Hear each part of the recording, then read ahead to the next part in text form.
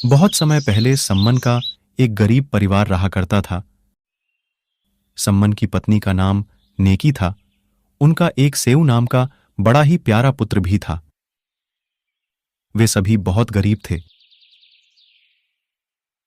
वे कबीर साहिब के तत्व ज्ञान से परिचित थे और उनके द्वारा बताई गई भक्ति को मन लगाकर किया करते थे।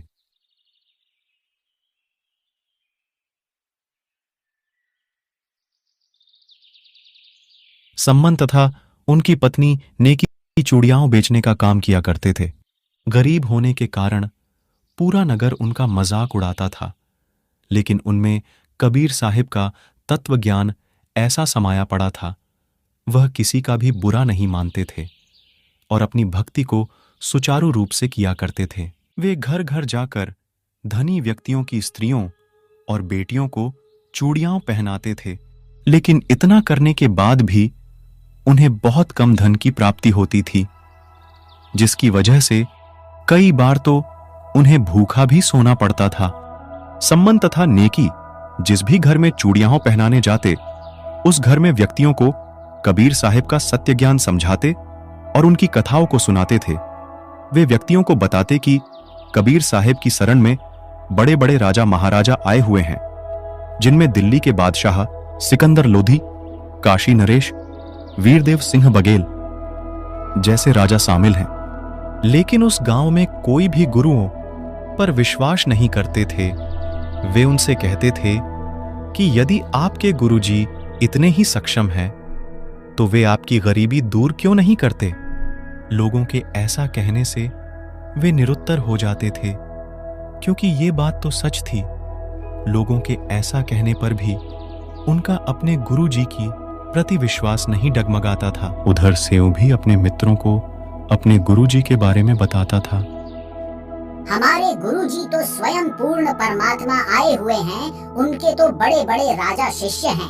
अरे सेऊ, आपके गुरुजी तो लालची हैं, वो तो धनी लोगों के घर ही आते हैं। यदि वो इतने ही दयालु हैं, तो वो आपके घर क्यों नहीं आते? सेऊ उन्हें समझाता कि उनके गुरुजी लालची नहीं हैं, लेकिन सेऊ के लाख समझाने पर भी वे सेऊ की बातें नहीं मानते, क्योंकि पूरा गांव ही गुरुओं को पाखंडी मानते थे। माँ, गुरुजी हमारे घर कब आएंगे? मुझे बताएं, बाहर सभी भाई मेरा मजाक उड़ा रहे हैं। बेटा सेऊ, गुरुजी तो स्वयं पूर्ण परमात्मा है, वो सदैव हमारे साथ ही तो रहते हैं। गांव वाले अभी नादान हैं। वो सब तो ठीक है माँ, लेकिन एक बार गुरुजी हमारे घर आ जाएं, तो मैं भी उन्हें बताऊंगा हमारे गुरुजी लालची नहीं हैं। बेटा उनके तो लाखों शिष्य हैं, वो किस किस के घर जाएं? वो तो हमारे साथ ही रहते हैं। माँ, सभी हमारे गुरुजी का मजाक उड़ाते रहते हैं, कोई भी समझने को तैयार ही नहीं है। एक बार गुरुजी हमारे घर आ जाते तो उनको भी पता चल जाता कि सेऊ के गुरुजी लालची नहीं है। ये सुनकर नेकी और सम्मन को भी बहुत बुरा लगा, लेकिन वो भी क्या कर सकते थे? गांव वाले उनका भी मजाक उड़ाया करते थे। तीनों बातें कर ही रहे थे कि उनके गुरुजी कबीर साहिब उनके घर के बाहर कमाल और शेख फरीद जी के साथ आ जाते हैं। बेटा सेऊ, सम्मन, बेटी नेकी, कोई है क्या?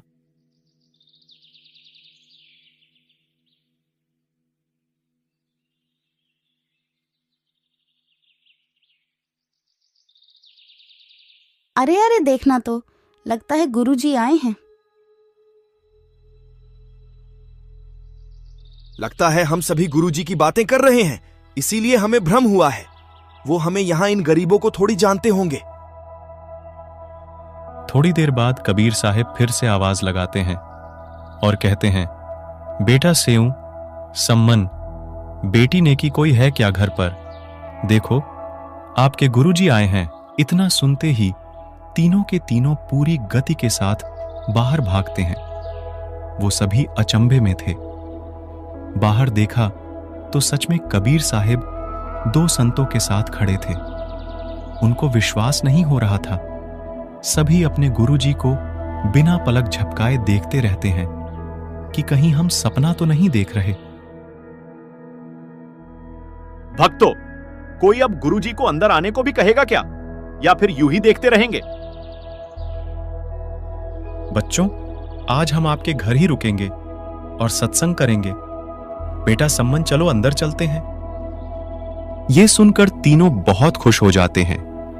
वे कबीर साहिब को अंदर लाते हैं और एक बिछौना बिछा देते हैं। उन्होंने कबीर साहिब जी से खूब ज्ञान सुना। तभी भगत सम्मन कहता है, गुरुजी कैसे दया करी हम तुच्छ जीवों पर। आप तो अंतर्यामी हो। आज ही आपका बेटा सेऊ आपको बहुत याद कर रो रहा था और आप आज ही हमारे घर आ गए। आपने कैसी दया करी मेरे मालिक। हे गुरुदेव, भोजन की सुनाएं, आपको भूख लगी होगी।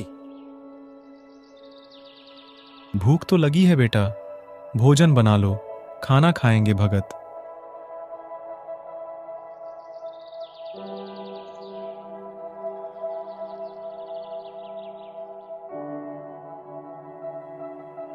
सम्मन नेकी के पास गया और कहा, भोजन बना लो, गुरुजी को भूख लगी है। भगत जी, खाना कैसे बनाए? घर में तो आधा सेर आटा भी नहीं है। लाओ अपनी चुनरी को दो, मैं इसे गिरवी रख के आटा लेकर आता हूँ। मैंने पहले ही इसे बेचकर देख लिया, लेकिन ये पुरानी और फटी हुई है। कोई भी इसे लेने को तैयार नहीं है जी। मैं कितना नीच हूँ। आज ही गुरुजी मेरे घर आए हैं और मैं उन्हें भोजन भी नहीं करा सकता। ऐसा करते हैं, रात को चोरी करके आटा ले आएंगे। कोई भी आटा उधार भी नहीं दे रहा है। माँ, आप ये क्या कह रहे हो? चोरी करने से अच्छा तो हम भूखे ही रह लेंगे। बेटा, हम तो भूखे ही रहेंगे। हम गुरुजी को भोजन कराने के लिए चोरी करेंगे। हमें इस नगर को भी तो बचाना है, वरना सभी को एक साधु के भूखे जाने देने का पाप लग जाएगा। और वैसे भी धनवान के घर से की गई चोरी को यादि दान कर दे तो उसका पाप नहीं लगता बेटा। सम्मन कबीर साहिब के पास जाता है। गुरुजी, एक समय का ही भोजन है, माफी चाहते हैं। हम आपको सुबह भोजन करा देंगे। ठीक है बेटा, वैसे भी अभी भूख खत्म सी हो गई है और रात्रि भी हो चुकी है। सो जाते हैं। कबीर साहिब सो जाते हैं। वही सम्मन, नेकी और सेऊ रात भर जागे रहते हैं। सेऊ और सम्मन रात को नगर में चोरी करने के लिए निकल जाते हैं। दोनों एक सेठ की दुकान के पास पहुंच जाते हैं। दोनों मिलकर उस कच्ची बनी हुई दीवार को तोड़कर उसमें एक खड्डा कर देते हैं ताकि वे वहां से दुकान के अंदर जा सके। बेटा सेऊ, मैं अंदर जाता हूँ। यदि कोई बाहर आए तो आप मुझे बता देना। नहीं पिताजी, अंदर मैं जाता हूँ, आप बाहर खड़े रहना। नहीं नहीं, मेरे बच्चे, यदि आपको कुछ हो गया तो मेरा क्या होगा? आप बाहर रहे बेटा। पिताजी, मैं छोटा हूँ। यदि मुझे किसी ने पकड़ लिया तो बालक समझकर छोड़ देंगे, लेकिन यदि आपको पकड़ा तो राजा से कहकर कड़ी सजा दिला देंगे। इसीलिए मुझे अंदर जाने दे।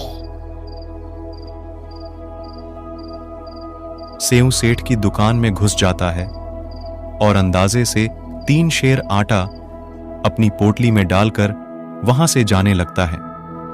दुर्भाग्य से बेचारे सेऊ का पैर सेठ की ताकड़ी पर लग जाता है, जिसकी आवाज से सेठ जग उठता है। सेऊ कैसे कैसे करके पोटली को बाहर फेंक देता है। पिताजी, मुझे सेठ ने पकड़ लिया है। आप मेरी चिंता ना करें, ये पोटली को घर ले जाए। इसमें एक समय के भोजन तक का आटा है। अरे अरे, तुम तो सम्मन के लड़के हो। तुम चोरी कब से करने लगे? तुम तो भगत व्यक्ति थे। सेठ जी, हम चोर बिल्कुल भी नहीं है। वो क्या है ना, आज हमारे घर आटा खत्म हो गया है और मेरे गुरुजी हमारे घर आए हुए हैं। उन्हें भोजन कराने के लिए घर में आटा नहीं था। कोई भी उधार आटा देने को तैयार नहीं था। इसीलिए मुझे चोरी करनी मैं भी तो कहूँ, तुम तो चोरी नहीं करते थे। वो तुम्हारा गुरु तुमसे चोरी करवाते हैं। सुबह होते ही उसे राजा से कहकर सजा दिलवाऊंगा। आप हमारे बच्चे सेव को कहाँ छोड़कर आ गए? वो कहाँ है बताइए। सेऊ को आटा चोरी करते समय सेठ ने पकड़ लिया है। वो वहां से भाग पाने में असमर्थ रहा। उसने ये आटा मुंह तक पहुंचा दिया। जाओ जाके जैसे तैसे बच्चे का सर काट कर ले आओ। अरे आप पागल हो गई हो क्या? ये क्या कह रही हो तुम? मेरे सेऊ का सर काटने को कह रही हो? गुरुजी की इज्जत को बचाने का यही एकमात्र रास्ता है।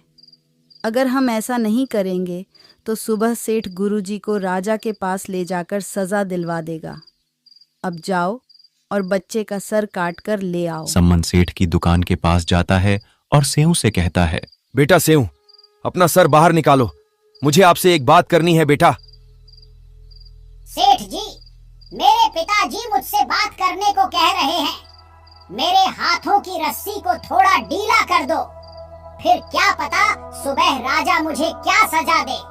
फिर क्या पता मैं रहूं या ना रहूं।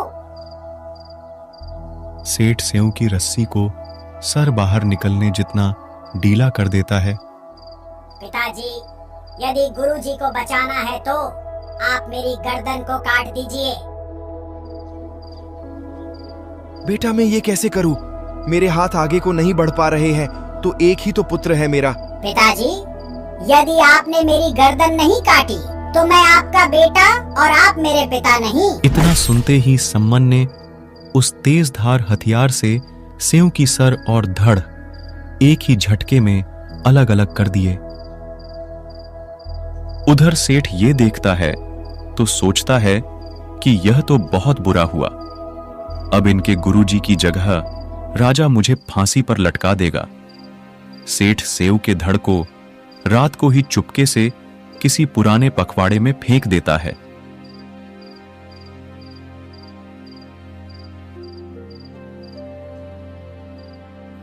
और दुकान में वापस आकर ऐसे सो जाता है कि जैसे कुछ हुआ ही नहीं हो। सम्मन सेऊ के सर को एक अलमारी में रख देता है।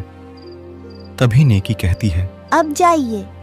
सेठ ने जहाँ कहीं भी मेरे बच्चे के धड़ को फेंका है वहां से ढूंढकर उसे घर ले आओ। गुरुजी के जाने के बाद उसका अंतिम संस्कार कर देंगे। नेकी के इतना कहते ही सम्मन वापस उसी दुकान के पास जाता है और रक्त की छींटों के पीछे पीछे चलने लगता है। और जहां सेठ ने सम्मन के धड़ को फेंका था वहां से उसे घर लाकर एक पुराने से कपड़े से ढक देता है। सुबह होते ही नेकी खाना बनाने लगती है। तभी सम्मन कहता है, नेकी बच्चे की कोई याद या दुख अपने मन में मत रखना, नहीं तो गुरुजी को खाना खाते समय पता चल जाएगा। नेकी ने कहा, नहीं नहीं, मैं ऐसा नहीं करूंगी, वरना गुरुजी को हम पर शक हो जाएगा। मुझे सब पता है, मैं ऐसा नहीं करूंगी। नेकी और सम्मन कबीर साहिब के पास जाते हैं। दोनों भक्तों और कबीर साहिब से भोजन करने को कहते हैं। तभी कबीर साहिब उनसे कहते हैं कि 3 पात्रों में भोजन और कर लो, 3 आप और 3 हम साथ ही भोजन करेंगे। वो कहते हैं कि गुरुजी पहले आप कर लो, हम बाद में भोजन कर लेंगे। बेटा, आप भी तो कल से भूखे हो, 3 पात्रों में भोजन और करे साथ में भोजन करेंगे। नेकी और सम्मन 2 पात्रों में भोजन कर लेते हैं। तभी कबीर साहिब कहते हैं, बेटा बेटा, एक में और कर लो। तभी वो एक पात्र और बढ़ा देते हैं और मन ही मन सोचने लगते हैं कि गुरुजी यदि सेऊ के बारे में पूछेंगे तो कह देंगी कि सेऊ तो बाहर खेलने गया हुआ है। वो ऐसा सोच ही रहे थे कि तभी कबीर साहिब कहते हैं, आओ सेऊ झीम लो, ये प्रसाद प्रेम बेटा सर कटा करे चोरों के, साधुओं के नितक्षेन। कबीर साहिब के इतना बोलते ही उस कपड़े में हलचल होती है और सेऊ वापस उठ खड़ा होता है और कबीर साहिब के पास जाता है। सेऊ के माता पिता देखते हैं कि सेऊ के गर्दन पर कटने का निशान तक नहीं है। सभी अपने गुरुजी कबीर साहिब को दंडवत प्रणाम करते हैं।